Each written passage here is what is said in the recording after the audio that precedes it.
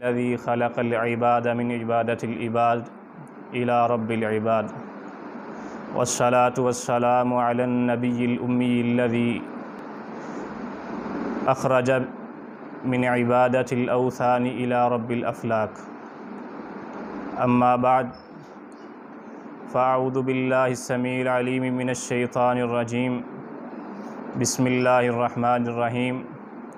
قل جاء الحق وزهق الباطل ان الباطل كان زهوقا. سامعین حضرات، آج ہم مقدمہ فدق کے بارے میں کچھ حقیقتیں سنیں گے۔ فدق آج کل بہت اس کا مسئلہ اس کو اچھالا جا رہا ہے، لوگوں کے سامنے بیان کیا جا رہا ہے۔ بطول جنت، سردار خواتین جنت سیدہ فاطمہ رضی اللہ تعالی عنہا، ان کی ذات کو ایک ایشو بنا کے تمام عالم اسلام کے سامنے پیش کیا جا رہا ہے، اور اسی کے ساتھ ساتھ خلفائے راشدین، خلیفہ راشد سیدنا ابو بکر صدیق، سیدنا عمر فاروق رضی اللہ تعالی عنہ کی ذات کو بھی اچھالا جاتا ہے، ان کی عزت پہ بھی ڈورے ڈالے جاتے ہیں۔ حضرات، یہ فدق ہے کیا چیز؟ فدق سعودیہ کے شمال میں، سعودی عرب کے شمال میں ایک علاقہ ہے جس کا نام خیبر ہے۔ خیبر میں موجود ایک باغ کا نام فدق ہے۔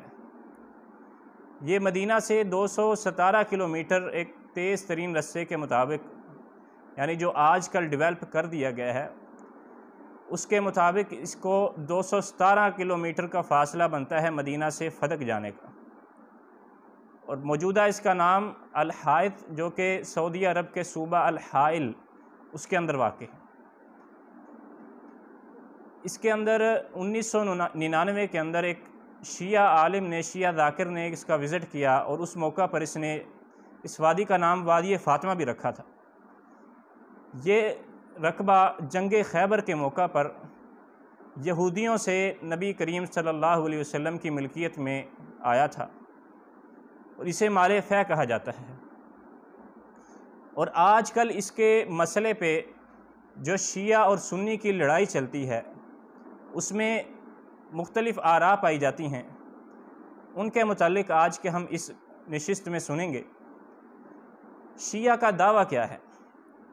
اب شیعہ کہتے ہیں کہ فاطمہ رضی اللہ تعالی عنہا سیدہ سردار خواتین اہل جنہ، انہوں نے ابو بکر صدیق رضی اللہ تعالی عنہ کے پاس آ کر مطالبہ کیا کہ یہ باغ فدق خیبر کا جو علاقہ ہے، یہ میری میراث کا حصہ ہے، یہ مجھے دے دیں۔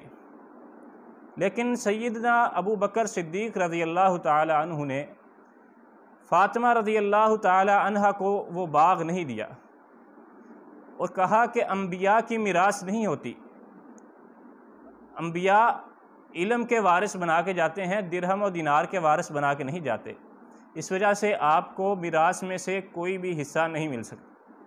اب یہ ان کا دعویٰ ہے کہ شیعہ کہتے ہیں فاطمہ رضی اللہ عنہا ابو بکر صدیق کے پاس آئیں، انہوں نے آ کے اپنا میراث کا مطالبہ کیا، ابو بکر نے کہا کہ میراث نہیں ملے گی، انبیاء میراث چھوڑ کے نہیں جاتے۔ اور اس جواب پہ سیدہ فاطمہ رضی اللہ تعالی عنہ سیدنا ابو بکر صدیق رضی اللہ تعالی عنہ سے ناراض ہو کے چلی گئی۔ اب مطالبے کے الفاظ پہ آپ غور کیجئے گا کہ فاطمہ نے ابو بکر سے باغ کا مطالبہ کیا۔ اب مطالبہ دو طرح کی بنیادوں پہ ہو سکتا ہے، یا تو وہ ہبہ کیا گیا تھا جس کا مطالبہ فاطمہ نے آ کے ابو بکر صدیق سے کر لیا، یا پھر وہ میراث بندی تھی۔ اب ان دو چیزوں میں سے کون سی چیز درست ہے اور کون سی چیز غلط ہے؟ شیعہ کا دعویٰ تھا کہ انہوں نے مطالبہ کیا، اور ان کے دلائل دیکھے جائیں، ان کی سب سے معتبر ترین کتاب اصول اربعہ میں سے محمد بن یعقوب الکلینی کی الکافی، جس کو اصول کافی اور فروع کافی کے نام سے بھی جانا جاتا ہے، اصول ان کے اصول ہیں، عقائد ہیں، اور فروع کافی میں ان کے احکامات ہیں۔ تو حضرات، ان کے دعوے دو قسم کے اصول فروع کافی میں سے ملتے ہیں۔ پہلا دعویٰ میراث کا کہ یہ باغ فدق فاطمہ کے لیے بطور میراث تھا اور ابو بکر صدیق رضی اللہ تعالیٰ عنہ نے فاطمہ رضی اللہ عنہا کا حق غصب کر لیا۔ آئیے حضرات دیکھتے ہیں کہ یہ جو میراث کا دعویٰ کس حد تک درست ہے۔ سب سے پہلے ہم ان کی ہی کتابوں میں سے دیکھیں گے، اپنی کتابوں کی طرف نہیں آئیں گے کہ یہ دعویٰ کہاں تک درست ہے، کہاں تک غلط ہے۔ تو حضرات میراث کا جہاں تک تعلق ہے، فروع کافی کے اندر آپ اٹھا کے دیکھ لیں، ایک روایت ملے گی۔ فروع کافی باب الموارث ہے، روایت نمبر 13471 ہے۔ نبی کریم صلی اللہ علیہ وسلم کی طرف یہ بات منسوب کی جاتی ہے کہ عورتوں کا میراث میں حصہ نہیں ہوتا۔ میراث کون سی؟ خاص میراث، من الارض والعقار، جو میراث زمینی ہو اور غیر منقولہ جائیداد کی میراث ہو، اس میں عورت حصہ دار نہیں بن سکتی۔ جب فروع کافی، وہ کتاب جس کی اہمیت ان کے ہاں اتنی زیادہ ہے کہ جیسے ہمارے ہاں قرآن یا صحیح بخاری کی اہمیت ہے، اسی طرح الکافی، اصول کافی، فروع کافی کی اہمیت شیعہ حضرات کے سامنے ہے۔ اور ان کے ہاں یہ کہتے ہیں کہ یہ کتاب ہمارے 12ویں امام جو امام غائب ہیں ان کی نظر سے گزری ہے۔ غیبت صغریٰ جس کے 70 سال تقریباً بنتے ہیں، ان 70 سالوں کے عرصے کے اندر اس کتاب کو لکھا گیا۔ محمد بن یعقوب الکلینی نے اس کتاب کو لکھا۔ اور غیبت صغریٰ کا مطلب یہ ہے کہ جب امام غائب اس دنیا سے روپوش ہوئے تو اس وقت 70 سال کا عرصہ ایسا گزرا جس میں چند لوگ، شیعہ کے بڑے بڑے لوگ، وہ امام غائب سے ملاقات کر سکتے تھے، باقی سب سے ملاقات نہیں ہوتی تھی، لیکن چند لوگ ایسے تھے جو امام غائب سے ملاقات کر لیتے تھے۔ اور اسی دور میں یہ کتاب الکافی لکھی جا رہی تھی۔ تو ان لوگوں نے جو کتاب الکافی کو دیکھنے والے تھے اور امام غائب سے ملاقات کرنے والے تھے، انہوں نے وہ کتاب ان کی نظر سے گزاری، انہوں نے پڑھی اور اسے الکافی یعنی کافی ہونے والی قرار دے دیا۔ ہر مسئلے میں یہ کفایت کرنے والی کتاب ہے۔ اس کتاب کے اندر کتاب الموارث، باب الموارث 13471 نمبر روایت پہ انہوں نے اپنا فیصلہ سنا دیا ہے کہ النساء لا یرثن من الارض ولا من العقار، کہ عورتیں نہ زمین کی وارث بن سکتی ہیں اور نہ غیر منقولہ جائیداد کی وارث بن سکتی ہیں۔ جب الکافی جیسی کتاب میں اتنا بڑا قول اور اتنی بڑی روایت آ گئی کہ میراث عورتوں کی زمینی میراث، عقار یعنی غیر منقولہ جائیداد ان کی ہو ہی نہیں سکتی، تو آپ پھر کس منہ سے مطالبہ کرتے ہیں کہ فاطمہ کی میراث دو؟ ابو بکر نے فاطمہ کا حق غصب کر لیا۔ حضرات دیکھیں تو صحیح کہ ان کی اپنی کتاب ہی کہہ رہی ہے کہ لا یرثن النساء لا یرثن من الارض ولا من العقار، اور پھر آپ دعویٰ کرتے ہیں۔ یہ ایک دلیل تھی۔ آگے چلیے، 76 نمبر روایت، اصول کافی، کتاب العلم کے اندر ابو الحسن موسیٰ کاظم سے روایت ہے، فرماتے ہیں ان العلماء ورثۃ الانبیاء، کہ علماء وہ انبیاء کے وارث بنتے ہیں۔ وذاک ان الانبیاء لم یورثوا درہما ولا دینارا وانما اورثوا الاحادیث من احادیثہم، کہ علماء انبیاء کے وارث بنتے ہیں، ان کی وراثت درہم و دینار نہیں ہوتی، وہ احادیثیں، اپنی بات، اپنی نبوت اس کو بطور میراث چھوڑ کے جاتے ہیں۔ حضرات اگر دیکھا جائے کہ درہم و دینار کی تو نفی اصول کافی نہیں کر دی، درہم و دینار ایک جنس ہے اور اس میں ساری چیزیں آ جائیں گی جو بھی دنیا سے تعلق رکھتی ہیں، اور علم ایک ایسی چیز ہے جس کو نبی کریم صلی اللہ علیہ وسلم نے ساری امت کی گمشدہ میراث بھی کہا ہے کہ ساری امت کی ہی میراث ہے، علماء بھی اسے لے سکتے ہیں، جہلاء بھی اسے حاصل کر کے علماء بن سکتے ہیں۔ تو پھر اس کو میراث بنا کے باغ فدق کا معاملہ صرف اسی لیے اچھالا جاتا ہے کہ خلفائے راشدین کی عزت پہ ڈورے ڈالے جائیں، ان کی عزت کو داغدار کیا جائے۔ حضرات من لا یحضرہ الفقیہ اصول اربعہ میں سے ایک کتاب ہے، اٹھائیے، اس میں بھی یہی روایت موجود ہے۔ اور ایک اور روایت کہ علی رضی اللہ تعالیٰ عنہ جب فوت ہوئے تو ان کے بیٹے محمد بن حنفیہ چونکہ علی رضی اللہ تعالیٰ عنہ کے یعنی حسن حسین کے سگے بھائی نہیں تھے، ان کی دوسری اولاد میں سے تھے۔ اچھا، محمد بن حنفیہ انہوں نے آ کے حسن حسین سے میراث کا مطالبہ کیا کہتے ہیں کہ اے حسن اور حسین، علی رضی اللہ تعالیٰ عنہ کی میراث ہمیں دے دو۔ اب علی رضی اللہ تعالیٰ عنہ کی میراث کیا تھی؟ وہ تو نبی نہیں تھے، ولی تھے، ایک امام تھے، خلیفہ راشد تھے۔ ان کی میراث کا آ کے مطالبہ ان کا بیٹا محمد بن حنفیہ کرتا ہے۔ اب جواب سنیے گا۔ حسن حسین رضی اللہ تعالیٰ عنہ کہتے ہیں کہ آپ کو نہیں پتہ کہ علی رضی اللہ تعالیٰ عنہ نے یہ قول ارشاد فرمایا ہے کہ انبیاء درہم و دینار کے وارث نہیں بناتے۔ بات کو توجہ سے سنیے گا، انبیاء درہم و دینار کے وارث نہیں بناتے، اور علی رضی اللہ تعالیٰ عنہ کے بیٹے حسن و حسین محمد بن حنفیہ کو یہ بات سمجھا رہے ہیں کہ علی رضی اللہ تعالیٰ عنہ نے فرمایا ہے کہ انبیاء درہم و دینار کے وارث نہیں بناتے، اور انہی کے نقش قدم پہ چلتے ہوئے علی رضی اللہ تعالیٰ عنہ نے بھی اپنی مالی میراث وقف کر دی تھی، اور اب ان کا علم باقی رہ گیا ہے اور ان کی کوئی مالی میراث نہیں ہے۔ تو محمد بن حنفیہ کا آگے سے جواب سنیے گا۔ محمد بن حنفیہ نے بھی کہا کہ میں بھی جانتا ہوں کہ میرے بابا نے یہ کہا تھا کہ درہم و دینار میراث انبیاء کی نہیں بنتی، اور انہی کے نقش قدم پہ چلتے ہوئے میرے بابا نے بھی اپنے میراث کو وقف کر دیا تھا۔ میں بھی علم کا مطالبہ کرنے آیا ہوں کہ میرے بابا کا جو علم آپ کے پاس ہے وہ مجھے بھی دیجیے۔ یہ میراث درہم و دینار اور یہ ارض و باغ کی میراث، اس کو تو انہوں نے ختم ہی کر دیا تھا، اور آپ آج میراث کا مسئلہ بنا کے سارے پاکستان کے اندر آپ نے فتنہ برپا کر رکھا ہے کہ یہ باغ فدق فاطمہ کا حق تھا، ابو بکر نے اسے غصب کر لیا۔ اور بھائی، غصب اس وقت ہوتا ہے جب ایک چیز دوسرے کی ملکیت میں چلی جائے، پھر اس سے چھین لی جائے، اسے غصب کہا جاتا ہے۔ آپ پوری دنیا کے شروع ہونے سے لے کے اب تک ساری فاطمہ رضی اللہ تعالیٰ عنہ کی زندگی میں ایک لمحہ، ایک منٹ بھی ایسا ثابت نہیں کر سکتے جس میں باغ فدق فاطمہ کی ملکیت میں رہا ہو، تو آپ غصب کس بات کا دعویٰ کرتے ہیں؟ کس دلیل سے دعویٰ کرتے ہیں؟ یہ تھی میراث کے موضوع پہ۔ حضرات، دوسرا دعویٰ وہ کرتے ہیں ہبہ کا۔ کہتے ہیں کہ باغ فدق جی نبی کریم صلی اللہ علیہ وسلم نے سیدہ فاطمہ رضی اللہ عنہا کو ہبہ کر دیا تھا۔ اب میراث کا دعویٰ تو باطل ہو گیا جب النساء لا یرثن من الارض والعقار کی دلیل آ گئی، الانبیاء لم یورثوا درہما ولا دینارا کی حدیث آ گئی، تو یہ دعویٰ تو ان کا باطل ہو گیا۔ اب دوسری طرف آ جائیے۔ دوسری طرف کہتے ہیں کہ ہبہ کیا تھا نبی کریم صلی اللہ علیہ وسلم نے یہ باغ سیدہ فاطمہ کو۔ روایت پیش کرتے ہیں جی اصول کافی صحیح، باب الفیع سے یہ روایت پیش کرتے ہیں۔ کہتے ہیں کہ نبی اللہ رب العزت نے سورہ بنی اسرائیل میں جب آیت اتاری وآتِ ذی القربى حقہ، کہ ذوی القربہ یعنی قریبی رشتہ داروں کو ان کا حق ادا کیا جائے، تو نبی کریم صلی اللہ علیہ وسلم ایک دفعہ شش و پنج میں پڑ گئے کہ یہ ذی القربہ اور حقہ سے مراد کیا ہے۔ اب انہوں نے اس اپنے شش و پنج کو دور کرنے کے لیے جبرائیل سے سوال کیا، جیسا کہ عموماً کیا کرتے تھے۔ جبرائیل نے بھی کہا کہ مجھے تو پتہ نہیں، رب سے پوچھ کے بتاؤں گا۔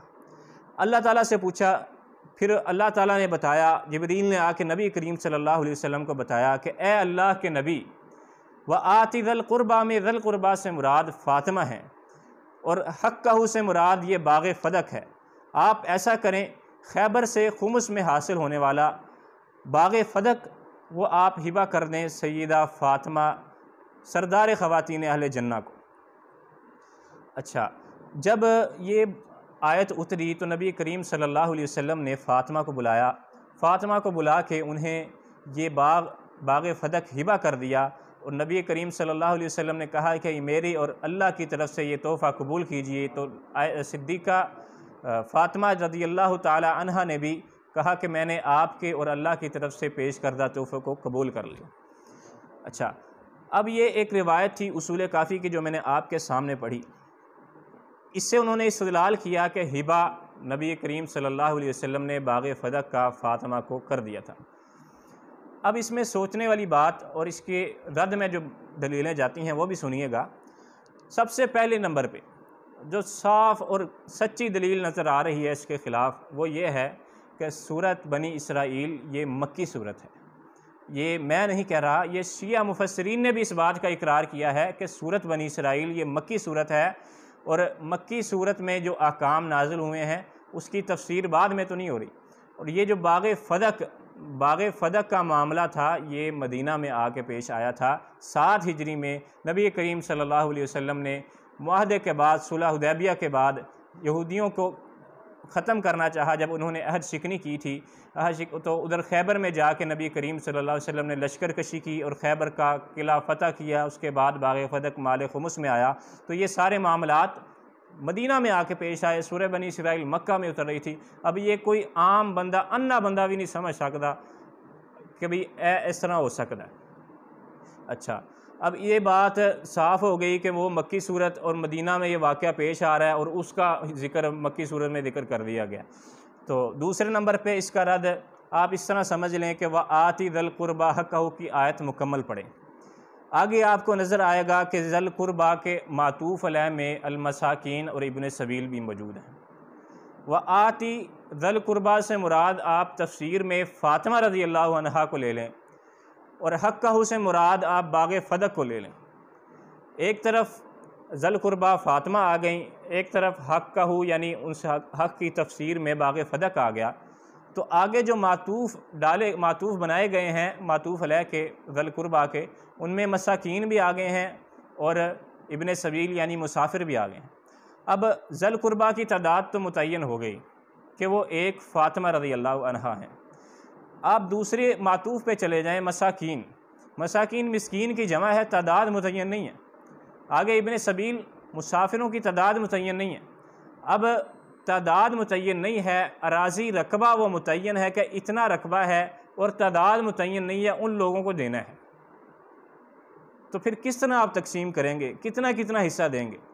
یہ رقبہ تقسیم نہیں ہو سکتا، کسی بھی طریقے سے رقبہ تقسیم نہیں ہو سکتا۔ دنیا میں آج سے اس وقت سے لے کے آج تک اور قیامت تک پتہ نہیں کتنے مسافر ادھر سے گزریں گے، تو یہ کتنے مسکین اس علاقے میں ہوں گے، کتنے ہوئے ہوں گے، سب کی تعداد کا اندازہ لگانا کوئی آسان کام کے بلکہ ناممکن کام ہے۔ تو جب یہ تعداد متعین نہیں ہو سکتی تو پھر اس کی تقسیم کا ایک طریقہ باقی رہ جاتا ہے، وہ ہے پیداوار کو تقسیم کیا جائے۔ پیداوار جو اس باغ سے پیدا ہوتی ہے اس کو ان تمام افراد میں تقسیم کر دیا جائے، اور وہ ہمارا جو عقیدہ ہے، ہمارا جو موقف ہے کہ سیدہ فاطمہ رضی اللہ تعالی عنہا، ان کا گھر کا خرچہ اس باغ فدق کی پیداوار سے پورا ہوتا تھا۔ سیدنا ابو بکر صدیق، سیدنا عمر فاروق، عثمان غنی اور ان کے بعد دیگر خلفاء، انہوں نے یہ طریقہ جاری رکھا تھا کہ اس باغ یا خیبر کی جتنی بھی اراضی بنتی تھی خمس کی، نبی صلی اللہ علیہ وسلم کے قبضے میں جو تھی، اس کا سارا مال وہ نبی صلی اللہ علیہ وسلم کی اولاد، آپ کی ازواج مطہرات، مساکین، ابن سبیل اور ان جیسے دیگر مصارف میں وہ خرچ کیا کرتے تھے۔ یہی ہمارا موقف، یہی قرآن نے بیان کیا اور یہی آپ کی دلیل سے واضح ہو گیا۔ تو پھر آپ کا اور ہمارا جھگڑا کیا ہے؟ حضرات آگے چلیے۔ اب وَآتِ ذِی الْقُرْبَى حَقَّهُ، اس آیت کو آپ آگے پڑھیں گے تو آپ کو سمجھ آئے گی کہ یار یہ خطاب نا نبی کریم صلی اللہ علیہ وسلم سے نہیں ہو رہا۔ وہ کس طرح؟ آگے جا کے دیکھیں، اللہ رب العزت ارشاد فرماتے ہیں وَلَا تُبَذِّرْ تَبْذِيرًا، کہ تو فضول خرچی نہ کر۔ اور آپ دیکھ لیں نبی کریم صلی اللہ علیہ وسلم کی شان کیا ہے کہ نبی کریم صلی اللہ علیہ وسلم فضول خرچی کیا، اپنا سارا مال خرچ کر دیتے تھے، اور ایسی جگہ میں جہاں پہ اس کا حق بنتا تھا۔ فضول خرچی تو نبی کریم صلی اللہ علیہ وسلم سے تصور بھی نہیں کی جا سکتی۔ ایسا گھناؤنا فعل جو کانوا من اخوان الشیاطین میں کر دے، اس فعل کا تصور آپ نبی کریم صلی اللہ علیہ وسلم کی ذات سے کر لیں، یہ کیسے ممکن ہو سکتا ہے؟ تو حضرات ذرا سوچ سمجھ کے اس آیت کو نبی کریم صلی اللہ علیہ وسلم پہ فٹ کیجیے گا کہ یہ گھناؤنا فعل نبی کریم صلی اللہ علیہ وسلم پہ فٹ آئے گا اگر آپ آتِ ذی القربیٰ حقہ کا مخاطب نبی کریم صلی اللہ علیہ وسلم کو سمجھتے ہیں، تو اس کا مخاطب نبی کریم صلی اللہ علیہ وسلم نہیں، اس کے مخاطب کوئی اور لوگ ہیں۔ اگر نبی کریم صلی اللہ علیہ وسلم کو مخاطب سمجھا جائے، پھر اس کے بعد ایک ایسے ہی سازش رچ کے باغ فدق کو فاطمہ رضی اللہ تعالیٰ عنہ کا قرار دے دیا جائے، تو یہ کسی قسم کی کوئی انصاف والی بات نہ ہوگی۔ حضرات امید ہے کہ آپ کو یہ چند باتیں، چند گزارشات سمجھ میں آئی ہوں گی۔ وآخر دعوانا ان الحمد للہ رب العالمین۔ یا لؤلؤا قد صانع عفتها الخمار بین السفور وبینک حجب الفقار۔